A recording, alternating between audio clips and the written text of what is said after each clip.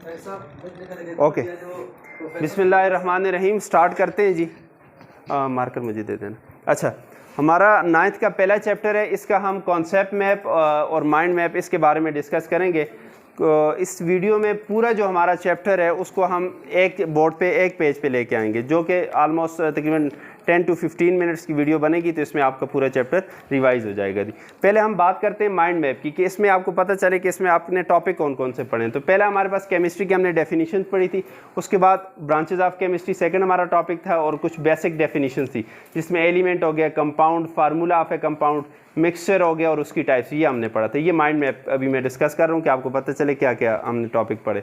उसके बाद number 4 number पे एटॉमिक नंबर और मास नंबर, उसके बाद सब एटॉमिक पार्टिकल, नेक्स्ट पे relative atomic mass and AMU atomic mass unit, और उसके बाद एवरेज एटॉमिक मास। ठीक है, नेक्स्ट हमारा टॉपिक था केमिकल फार्मूला, जिसमें हमने डिफरेंट टाइप्स के पढ़े थे, मतलब एम्पेरिकल फार्मूला, मॉलिक्यूलर फार्मूला और फार्मूला यूनिट। इसके बाद हमने बात की थी मॉलिक्यूलर मास और फार्मूला मास की, और उसके बाद हमने बात की थी केमिकल स्पीशीज, जिसमें हमने आयन पढ़ा था। आयन की फिर फर्दर टाइप्स पढ़ी थी कि कैटायन क्या होते हैं, एनायन क्या होते हैं। उसके बाद हमने मॉलिक्यूलर आयन पढ़ा था, फ्री रेडिकल पढ़ा था। ठीक है, उसके बाद हमने पढ़े थे मॉलिक्यूल्स और उसकी टाइप्स पढ़ी थी। ठीक है, और नेक्स्ट हमने पढ़ा था एवोगैड्रो नंबर और मोल के बारे में हमने पढ़ा था, और लास्ट में हमने gram atomic mass, gram molecular mass, gram formula mass, और बिल्कुल लास्ट में हमने केमिकल कैलकुलेशन के बारे में बात की थी कि ये हमारे माइंड मैप है, मसलन जो हमने टॉपिक इस चैप्टर में कवर करने। इन सारे टॉपिक्स को मैं अब इस एक बोर्ड पे लेके आऊँगा। ठीक है, स्टार्ट करते हैं जी। तो फंडामेंटल ऑफ केमिस्ट्री हमारे इस चैप्टर का नाम था। फर्स्ट टॉपिक हमारा था केमिस्ट्री। केमिस्ट्री क्या होती है, ये पहला टॉपिक है जी। केमिस्ट्री हमारे पास क्या होती है, हमने क्या कहा था, ये साइंस की वो ब्रांच है जो डील्स करती है किसके साथ, composition, structure and properties of matter, या हम सिंपली हम कहें तो study of matter is called chemistry. ठीक है, ये हमारी डेफिनेशन थी। उसके बाद हमने नेक्स्ट हमारा सेकंड टॉपिक था क्या, branches of chemistry. Branches of chemistry में हमने पढ़ी थी ऑर्गेनिक केमिस्ट्री, जो हाइड्रोकार्बन और उसके डेरिवेटिव के साथ डील करती है। इसी तरह इनऑर्गेनिक केमिस्ट्री, जो all the compounds and all the elements and their compound except hydrocarbon and their derivative, उनके अलावा बाकी सारे एलिमेंट्स जो कंपाउंड है उनके साथ डील करती है। फिजिकल केमिस्ट्री स्ट्रक्चर और प्रॉपर्टीज़ के बारे में बात करती है। बायोकेमिस्ट्री जो हमारी लिविंग ऑर्गेनिज्म के अंदर जो रिएक्शंस हो रहे हैं, बायोकेमिकल रिएक्शन, उनके बारे में डील करती है। एनवायरमेंटल केमिस्ट्री एनवायरमेंट से डील करेगी। ठीक है, उसमें जो चेंजेस आती है उसको पढ़ेंगे। न्यूक्लियर केमिस्ट्री जो न्यूक्लियस है उसके अंदर जो रिएक्शंस वगैरह होते हैं उनके बारे में बात करेगी। और इंडस्ट्रियल केमिस्ट्री की कमर्शियल स्केल पे हम प्रोडक्ट्स वगैरह कैसे बनाते हैं उनके बारे में बात करेंगे। इसमें जो आपको नहीं आती, इसकी मैंने आगे शॉर्ट नहीं लिखी, जो जिस ब्रांच में आपको मसला होता है उसके आगे फिर उसकी डेफिनेशन लिख लें तो आपके पास ये चार्ट ये तैयार हो जाएगा। ठीक है, ओके।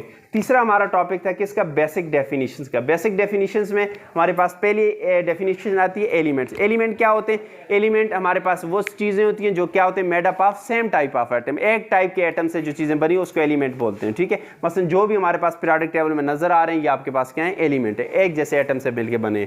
और इनमें हमारे पास तकरीबन कितने 118 एलिमेंट्स हैं, जिनमें 92 आपके पास क्या होते हैं, नेचुरली अकरिंग होते हैं, और बाकी क्या है, आर्टिफिशियली प्रिपेयर्ड है। ठीक है, उसके बाद नेक्स्ट डेफिनेशन हमारी थी कंपाउंड की। कंपाउंड क्या होते हैं, जब दो या दो से ज्यादा एटम केमिकली कंबाइन होते हैं फिक्स रेशो में। ठीक है, when two or more different atoms chemically combine together in a fixed ratio by mass, उसको हम क्या नाम देते हैं, कंपाउंड का नाम देते हैं।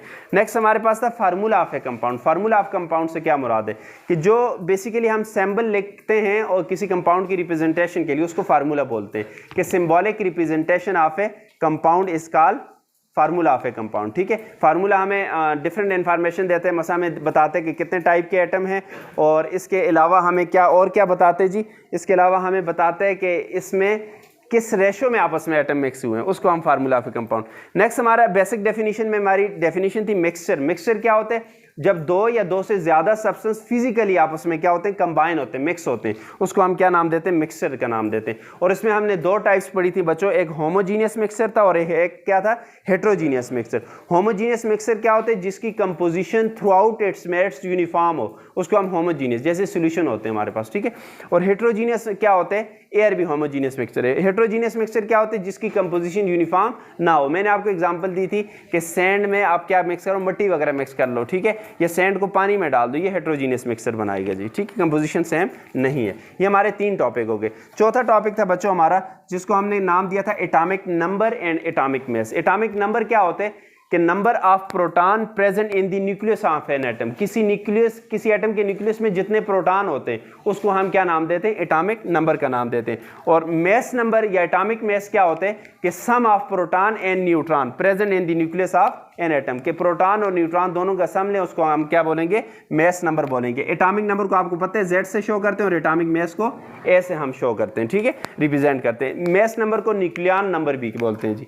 नेक्स्ट हमारे पास था 5वां टॉपिक था बच्चों सब एटॉमिक पार्टिकल। सब एटॉमिक पार्टिकल्स क्या होते हैं, एटम के अंदर जो पार्टिकल्स होते हैं, ठीक है, कौन कौन से होते हैं, इलेक्ट्रॉन होते हैं, प्रोटॉन और न्यूट्रॉन। इलेक्ट्रॉन पे नेगेटिव चार्ज, प्रोटॉन पे पॉजिटिव चार्ज और न्यूट्रॉन पे कोई चार्ज नहीं, वो न्यूट्रल होते हैं। प्रोटॉन और न्यूट्रॉन न्यूक्लियस के अंदर और इलेक्ट्रॉन क्या होते हैं, शेल के अंदर होते हैं जी, ठीक है, ओके। छठा हमारे पास टॉपिक था बच्चों रिलेटिव एटॉमिक मास। रिलेटिव एटॉमिक मास क्या होता है, मैंने कहा था कि atom is a very small particle, बहुत छोटा पार्टिकल है, तो किलोग्राम में या ग्राम में इसका मास पॉसिबल नहीं है। फिर इसके लिए हम एक कोई स्टैंडर्ड लेते हैं कि जिसके अकॉर्डिंग इसका मास निकाला जाए। तो वो स्टैंडर्ड हमने कौन सा लिया, कार्बन। कौन सा कार्बन, जिसका मास क्या होता है 12 होते हैं। तो उसके हिसाब से जो किसी एलिमेंट का मास आता है उसको हम रिलेटिव एटॉमिक मास बोलते हैं। क्या डेफिनेशन होती है कि mass relative atomic mass is the mass of an atom of that element relative to the mass of 1/12 of carbon 12। 1/12 of carbon 12 का जो मास होता है उसके रिलेटिव किसी एलिमेंट का जो मास होता है उसको हम क्या बोलते हैं, रिलेटिव एटॉमिक मास बोलते हैं जी। ये छठा टॉपिक था। उसके बाद 7 नंबर पे हमारे पास जो हमने टॉपिक पढ़ा वो क्या है, एवरेज एटॉमिक मास। एवरेज एटॉमिक मास, एवरेज नेम इंडिकेट कर रहे हैं कि हमने एवरेज लेनी है।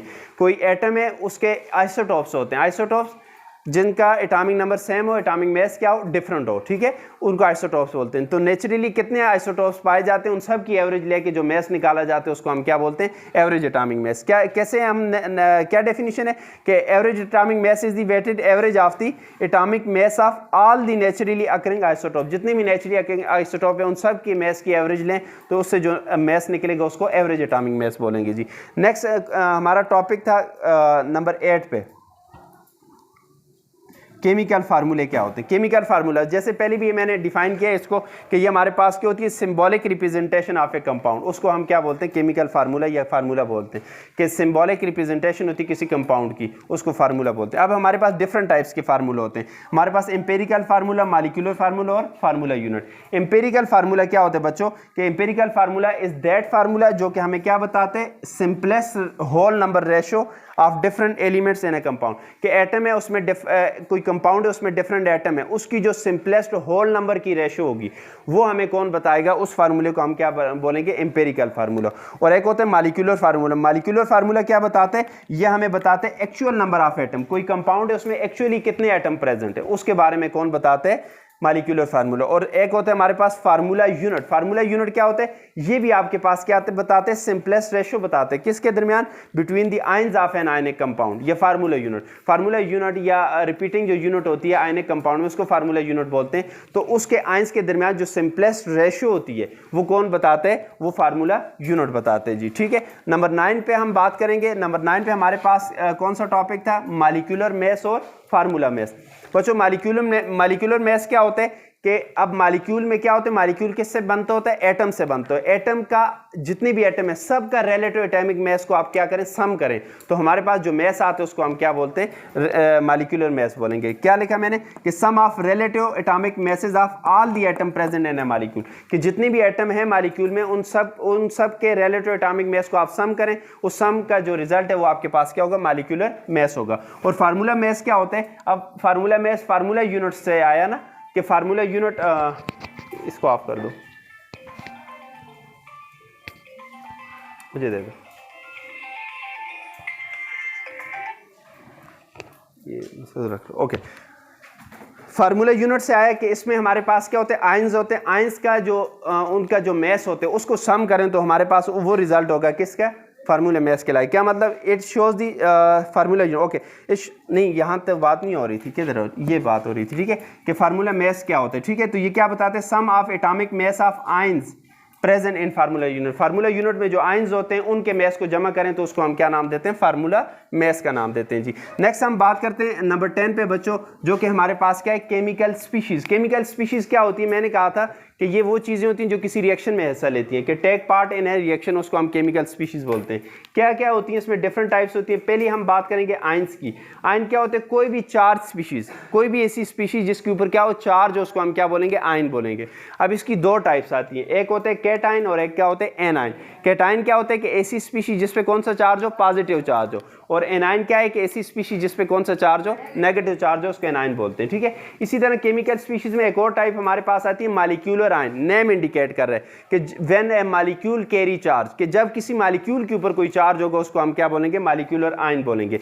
मॉलिक्यूल भी इलेक्ट्रॉन लॉस करते हैं, गेन करता है डिफरेंट कंडीशन के ऊपर, तो उससे हमारे पास क्या बनते हैं? मॉलिक्यूलर आयन बनते हैं जी। ठीक है। नेक्स्ट बात करेंगे फ्री रेडिकल। फ्री रेडिकल भी केमिकल स्पीशीज है। ये क्या होती है? Highly reactive species which contain unpaired electron. ये बहुत ज्यादा रिएक्टिव स्पीशीज होती है जिसके पास क्या होते हैं? अनपेयर्ड इलेक्ट्रॉन होते हैं। और इसको हम लिखते क्या आते हैं? एलिमेंट की सैंबल लिख के उसके ऊपर क्या लिखाते हैं? डॉट लगा लेते हैं। ठीक है। ओके, नेक्स्ट हम बात करते हैं बच्चों, हमारे पास ये आ गया 10वां टॉपिक। ये 11वें नंबर पे हमने जो टॉपिक बात की वो क्या था? मॉलिक्यूल। मॉलिक्यूल क्या होते हैं? मॉलिक्यूल क्या होते हैं? ऐसी स्पीशीज होती है जो एग्जिस्ट करे independently. Species which can exist independent, आजाद हालत में एग्जिस्ट करे, स्टेबल हो, तो वो क्या बनते हैं? मॉलिक्यूल। कैसे बनते हैं? Made up of by combining atom, के एटम जब कंबाइन होते हैं तो उससे मॉलिक्यूल बनते हैं। अब इसकी डिफरेंट टाइप्स होती हैं। कौन कौन सी टाइप्स होती हैं? पहली टाइप हम निकालते हैं on the basis of number of atom, कि कितने उसमें एटम कितने। मसलन हमारे पास मोनो एटॉमिक। मोनो एटॉमिक का मतलब है ऐसा मॉलिक्यूल जिसके अंदर एक एटम हो। एग्जांपल हमारे पास क्या है? नोबल गैसेस की, हीलियम, नियॉन, इसमें एक ही एटम होते हैं। ठीक है। ओके। और एक होते हैं डाई एटॉमिक। डाई एटॉमिक ऐसा मॉलिक्यूल जिसके अंदर कितने एटम हो? 2 एटम हो। ट्राई एटॉमिक जिसमें 3 एटम, और पॉली एटॉमिक जिसमें बहुत ज्यादा एटम हो, तो उसको हम क्या बोलते हैं? Poly atomic molecule. अब इसी तरह एक और टाइप होती है on the basis of type of atom. Type of atom मसलन कितने कैसे एटम है? सेम टाइप के हैं या डिफरेंट टाइप के? अगर आपके पास सेम टाइप के एटम है तो इस तरह की जो आपके पास मॉलिक्यूल हो तो उसको हम क्या नाम देते हैं? होमो एटॉमिक मॉलिक्यूल। अगर आपके पास एटम क्या है? डिफरेंट टाइप्स के एटम जुड़े हुए हैं, तो इस तरह के मॉलिक्यूल को हम क्या बोलते हैं? हेट्रो एटॉमिक मॉलिक्यूल बोलते हैं जी। इसके अलावा हमने साइज की बात भी की थी। अगर मॉलिक्यूल का साइज बड़ा है तो उसको मैक्रो मॉलिक्यूल, अगर साइज छोटा है तो माइक्रो मॉलिक्यूल उसको बोलेंगे। ठीक है। इसके बाद बच्चों 11 नंबर टॉपिक, और इसके बाद हमें 12 नंबर पे बात की थी मोल एंड एवोगैड्रो नंबर। मोल और एवोगैड्रो नंबर बड़ा इंपॉर्टेंट टॉपिक है। मोल क्या होती है कि मैंने आपको कहा था कि जब एटॉमिक मास, मॉलिक्यूलर मास या फार्मूला मास, इसको हम एक्सप्रेस करें किस में? ग्राम में, तो उसको हम क्या बोलते हैं? मोल बोलते हैं, 1 मोल बोलते हैं। ठीक है। ये काउंटिंग यूनिट है, या हम ये कह सकते हैं कि जब हमारे पास कोई भी चीज़ जब किसके बराबर होगी? 6.023 मल्टीप्लाई 10 की पावर 23 पार्टिकल्स कंटेन करेगी, वो चाहे मॉलिक्यूल्स हो, एटम हो, आयंस हो, उसको हम क्या कहेंगे? 1 मोल कहेंगे। ठीक है। एवोगैड्रो नंबर क्या होता है? ये बताता है कि 1 मोल कोई सब्सटेंस है तो उसमें कितने पार्टिकल होंगे? इतने होंगे। 6.023 मल्टीप्लाई बाय 10 की पावर 23, इतने पार्टिकल्स होंगे तो उसको हम क्या बोलेंगे? 1 मोल बोलेंगे। ठीक है जी। उसके बाद हमारी बात आती है बच्चों, नेक्स्ट हमारा टॉपिक है नंबर 13 पे, जिसको हम बोलेंगे ग्राम एटॉमिक मास, ग्राम मॉलिक्यूलर मास या ग्राम फार्मूला मास। बड़ा आसान। ग्राम एटॉमिक मास क्या होते हैं? जब एटॉमिक मास को हम ग्राम में लिखते हैं उसको हम क्या बोलते हैं? ग्राम एटॉमिक मास। और ग्राम मॉलिक्यूलर मास क्या होते हैं? कि जब मॉलिक्यूलर मास को ग्राम में लिखते हैं उसको हम क्या बोलते हैं? ग्राम मॉलिक्यूलर मास। और ग्राम फार्मूला मास क्या होते हैं? जब फार्मूला मास को ग्राम में रिप्रेजेंट करते हैं तो उसको हम क्या बोलते हैं? ग्राम फार्मूला मास बोलते हैं। और ये तीनों जो है ये आपके पास बराबर होते हैं किसके? 1 मोल के। 1 मोल के जब बराबर होंगे तो उसमें पार्टिकल्स कितने होंगे? 6.023 मल्टीप्लाई बाय 10 की पावर 23। उसके बाद बच्चों लास्ट हमारा टॉपिक है नंबर 14 पे, कि हमारे पास क्या है? Chemical calculation. केमिकल कैलकुलेशन में अगर हमें कोई रिएक्शन है उसमें हम कैलकुलेशन करते हैं। कोई मैस दिया गया है तो उससे हम मोल निकालते हैं। ठीक है। या मोल दिए गए उससे मैस निकालते हैं। ठीक है। ये हमारे पास फार्मूला। तो हमारे पास 2 फार्मूला इसमें यूज होते हैं। पहला फार्मूला है कि mole is equal to mass divided by molar mass. क्या आपको मास गिवन है तो आप उसका क्या निकाल सकते हो? मोल निकाल सकते हो। और दूसरा हमारे पास फार्मूला है mole is equal to number of particle divided by Na। Na किसको रिप्रेजेंट करते हैं? एवोगैड्रो नंबर को। ठीक है। क्या आपके पास नंबर ऑफ पार्टिकल्स अगर गिवन है तो उससे भी आप नंबर ऑफ मोल्स निकाल सकते हो, या नंबर ऑफ मोल्स गिवन है तो उससे नंबर ऑफ पार्टिकल निकाल सकते हो। So this is all about first chapter which is fundamental of chemistry class 9। तो ये पूरा चैप्टर हमने इस एक बोर्ड पे 1 शॉट में किया।